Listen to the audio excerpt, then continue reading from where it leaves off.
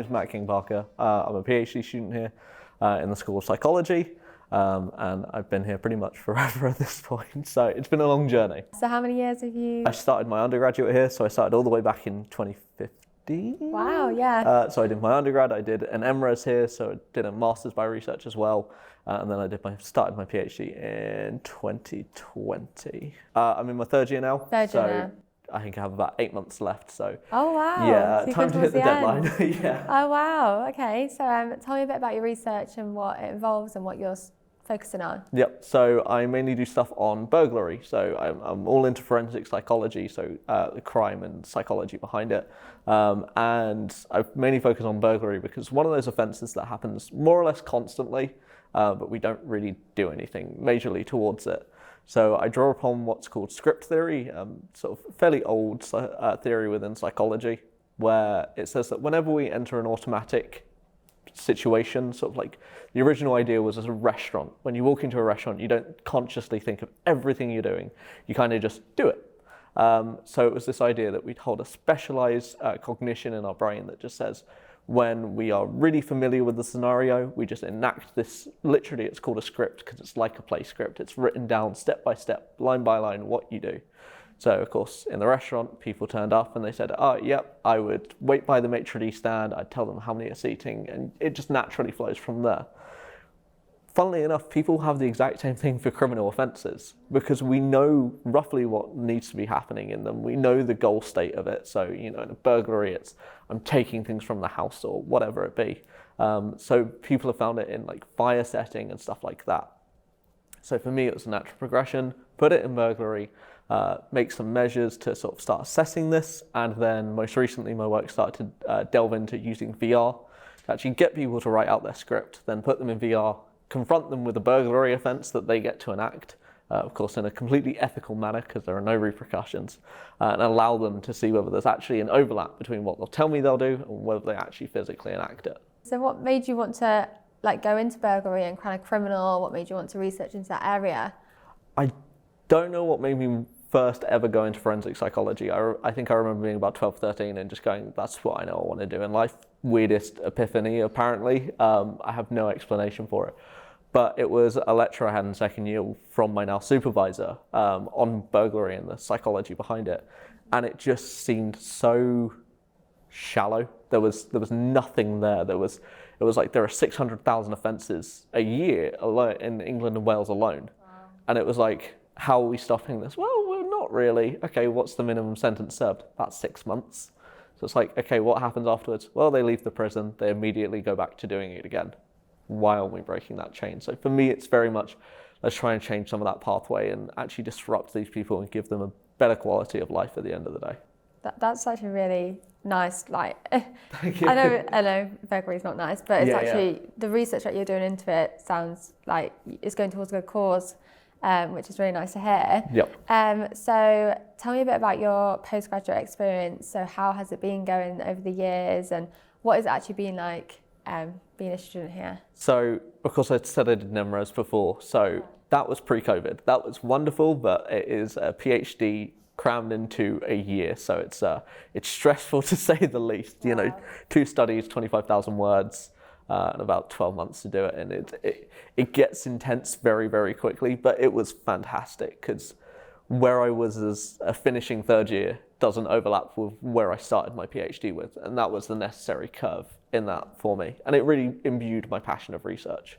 When it came to the PhD, however, I started in February 2020, so that was literally a month before, of course, lockdown and everything kicked in, so I got a month of sort of taster of it, yeah. And it got ripped from me. But I'm also rep for the School of Psychology for all of the postgrad researchers, so I had a lot of people come to me, and myself, I felt this too, saying I'm quite lonely, you know, there's no socialization. We all know the story. So it was very much, okay, we'll do coffee socials, we'll sit there and have dinner together, we'll do little working groups, all this sort of stuff. So it's been unique to say the very least. Yeah. But I think there was elements of having to understand what my routine is and how to build into that, because I know I wasn't going to sit at my desk throughout COVID at 9 to 5 every single day. I barely was awake by 9 a.m. most days. Yeah. So it was coordinating that with, my supervisors and my own personal understanding of where I want to be at what time, just to go, this is where I need to go with it. And it got stressful, don't get me wrong, of course it will do. It's 3 years of work. Yeah. But at the same time, it's been one of the most enjoyable things in my life. And looking back to before it, I truly wouldn't change a thing. Starting it through COVID though, it must have been difficult, but it's actually really nice to hear that you had your coffee times and you'd meet up with the community and you'd come together, so the support. We did have a really nice group before COVID happened, and then of course everyone, people went back to the countries that they were from or the different towns across England and whatnot, so it really spread that out. Moving on from that, tell me about your experience actually at Lincoln as a university. So how have you found Lincoln as a city, the university, and like you say, is there any extra support or opportunities available? Yeah. So Lincoln for me, as a city, I love it. It's the right level of not too metropolitan and not too sort of rural. So I can still, there's a decent amount of culture here where it's not just there's a town and you have like a fish and chip shop or something like that. Yeah. There are events happening. There's nightlife and everything like that. And the university, I think realistically is at the centre of that now. It's pretty much in the centre of the city as well, so it's all boomed around it. And for me, I love this university. I wouldn't have done my undergrad, masters and PhD here otherwise, but it's truly a great community. There are just uncountable resources for me to access and actually use, whether it comes to the library offering free books if they don't have it or stuff like that. The student wellbeing offering grants for me to go to conferences and all those sorts of things where, otherwise I'm going to have to spend about £500 to go away for a couple of days in a week. And someone who's not got a huge amount of money through doing a PhD, that puts a significant amount of stress just out the window and I don't have to worry about it. Yeah. But as for the university, at a university-wide level, I think it's fantastic. The schemes and the progression they've had over the years I've been here it's clean, what they're trying to target. Yeah. And more specifically in my own school, I have not a single bad word to say about them. Yeah. It's becoming a postgrad researcher is different to being a student. You're more a peer to the actual academic staff now. So when I'm walking down the corridor, if there's someone I pass that I know, we'll end up standing there for about half an hour and going, what were we supposed to be doing? And you kind of just lost yourself in everything, but you've had a nice chat and it just feels familial in a sense. Yeah, no, that's really nice because that's important, especially when you have been here for them years. You want to feel like you are part of the community, of course, and like you say, being comfortable with your peers and things like that. So that's really nice to hear. And in terms of the doctoral school, do you take part in any workshops? How do you find, do they put on good things or any kind of feedback on that? The doctoral school, I think, have been great for that foundation level of knowledge throughout all of this. Of course, it's a bit harder once you get into the specifics of it because they can't tell me specifically how to publish in psychology unless they are from psych. But the sort of opening induction that they do is fantastic for where to go to what resources, especially if you're not from Lincoln or done anything here. And then their regular workshops on, how do you get your higher education qualifications, all that sort of stuff to be able to teach?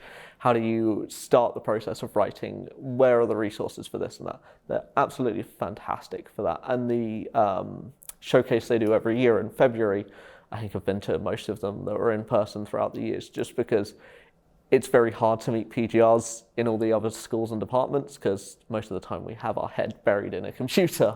I can imagine. Yeah. So it's really nice to see that, and actually I may not necessarily know that much about geography, but it's interesting to hear their work and their opinions on it. What would you say to someone that's looking to come and do a PhD here or do some research at Lincoln? Any advice you give them before joining? Anything that you've learned over the years before, choosing what university to go to and pick to do? I think when it comes to choosing the university, it just feels right. I have no way of explaining it, but I remember just coming here and going, that feels perfect for me. But I think when it comes to postgrad research and everything, there's an element of knowing what's going to be expected of you. Because from the outside, it seems like, I need to produce an 80,000 word thesis, do a couple studies, and I'm going to have a supervisory team. But for me, it then more transitions into what are all the other things that you don't know you're going to have to do? What's the administrative stuff? What's the other expectations that you're going to teach? Your supervisors can tell you that. So I guess big advice is don't only talk to the people you want to be supervised with. because if they're 40 or however old they are, they haven't done a PhD, presumably for about a decade. And they probably didn't do it here, so they don't remember it too well. If you find one of the PGR students, I'd be more than happy to answer any questions. I'm sure anyone in that school already would do so. They can tell you what it's like from their perspective. So I think that's probably what, if you're choosing a university, talk to the people there, because they're just going to give you the perfect insight. They're going to tell you the unfortunate things, they're going to tell you their stresses, but they're also going to tell you about the highlights of their day. And sometimes it's just the really tiny little things like passing someone in a corridor and talking to them for a little bit or anything like that. I guess the other thing, just on advice, I'd say you can take a day off every now and again. It's hard, you will feel this extreme amount of guilt, but it's better to replenish your motivation than spend a long day tiring yourself out and not actually. Well, thank you for taking part in the podcast. No worries. And hopefully it's been useful for anyone that is looking to come and do a PhD or do research at Lincoln. Hopefully so. To listen about your experience.